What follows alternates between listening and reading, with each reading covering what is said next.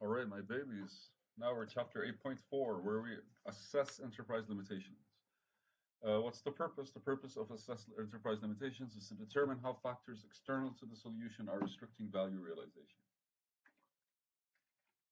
The first one, assessing solution limitations, we're kind of like looking at the dependencies of the solution and the internal factors to the solution that are kind of like fucking with it and like not allowing it to move forward. My bad for using the word bit. So, descriptions. Solutions may operate across various organizations within an enterprise. I explained that previously. I love it when I actually kind of throw something out there and it ends up kind of landing somewhere. And therefore may have interactions and interdependencies. Solutions may also depend on environmental factors that are external to the enterprise. Enterprise limitations may include factors such as culture, operations, technical components, stakeholder interests, and reporting structures. Assessing enterprise limitation identifies root causes and describes how enterprise factors limit value realizations. Yeah? Are you catching up or no? Because like literally what they're doing is they're saying, if you get slapped by a loved one versus if you get slapped by somebody you don't know, feel differently. You get that kind of like experience both of them, though both of them are slaps, but they feel differently. That's basically how assessing limitations identifies root causes and describes how enterprise factors limit value realization. Like we're still screwed, but we're screwed because of this versus we're screwed because of that. The assessment may be performed at any point during the solution lifecycle. It may occur at any solution component during its development or the completed lifecycle. We mentioned it earlier, and we always mention it. The idea is to kind of like test on every single thing you can do at every single stage of your evolution and your project and your research, in order for you to kind of like see how they're still harmonious together, if they are, if they're linking together or not, or whatever it is. I think a good rule of thumb would be like 4 days work on everything else and 1 day to kind of like connect them all together, unless it's something that's basically a bit sensitive or time sensitive. Then maybe at the end of each day you kind of see if it's kind of still in coherence with everything else, or maybe you kind of like do 1 day yes, 1 day no. I have no idea, depending on the projects and what it is that you're doing. The last thing you want is for you to kind of deviate from, to lose your connection and harmony from everything else, basically. And what are the inputs? A current state description, the current internal environment of the solution, and implemented or constructed solution external. The solution that exists, again, the solution or solution performance analysis, which basically like results of the analysis of measurements collected by the recommendations to solve performance gaps and leverage opportunities to improve value. Yeah, it's still a solution, so it's kind of like sorting something out. Let's not say solve a problem, because sometimes it's not really a problem. It's just something that needs to be figured out or established or smoothed or layered. I have no idea.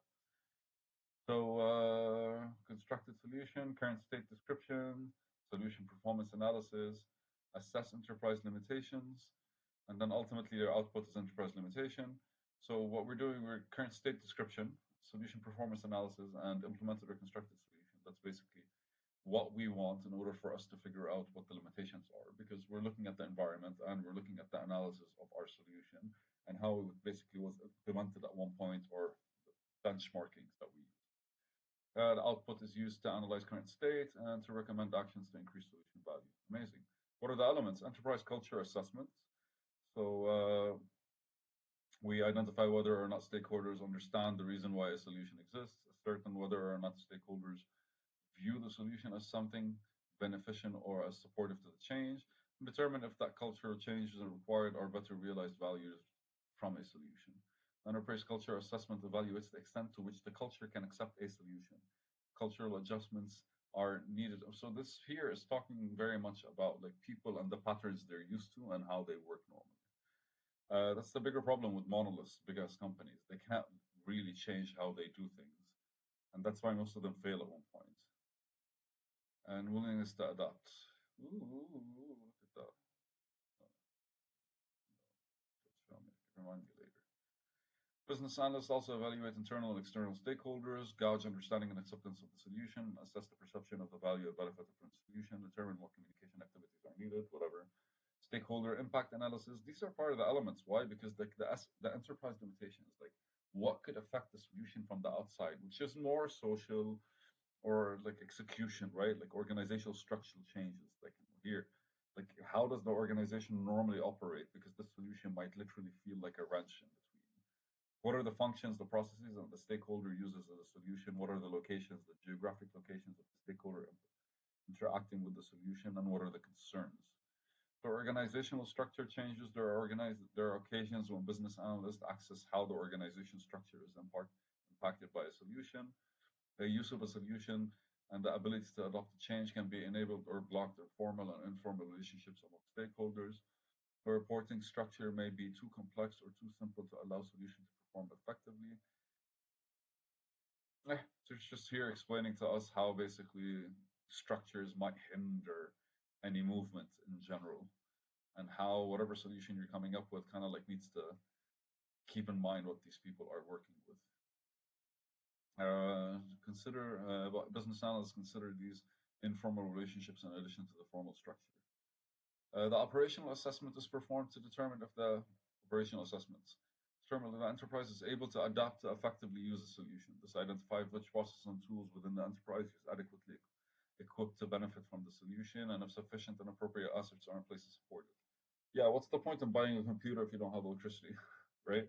So, like, make sure the solution can actually work and the operations and the there's an assessment that allows for it operationally to be activated. And when conducting an operational assessment, business analysts consider policies and procedures, capabilities and procedures, and processes that enable other capabilities, skill and training needs, human resources practices, risk tolerance and management approaches, and tools and technology that support a solution. Guidelines and tools, business objectives, change strategy, future state descriptions, risk analysis result, solution scope. And techniques, benchmarking and market analysis, brainstorming, data mining, decision analysis, document analysis, interviews, item tracking, lessons learned, observations, organizational modeling, process analysis, process modeling. A part of me thought I could actually finish this with one breath. Risk analysis and management, roles and permission matrix, root cause analysis, survey or questionnaire, SWOT analysis, workshops. Motherfucker, man. They remember, there are 50 of these listed as actual like techniques. And almost every single one of them picks out like 10 or 15, right? And when it comes to the stakeholders, the customers, the domain experts, the end user, the regulator, and the sponsors, these are the people that are highlighted here. But ultimately,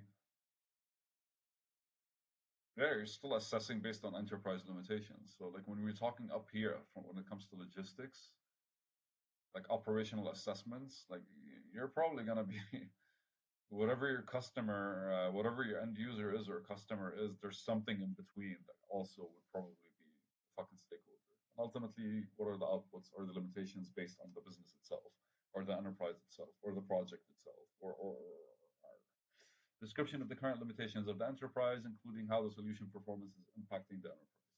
And welcome to that. We're at 8.4, and the next one is recommend actions to increase solution value. Woohoo!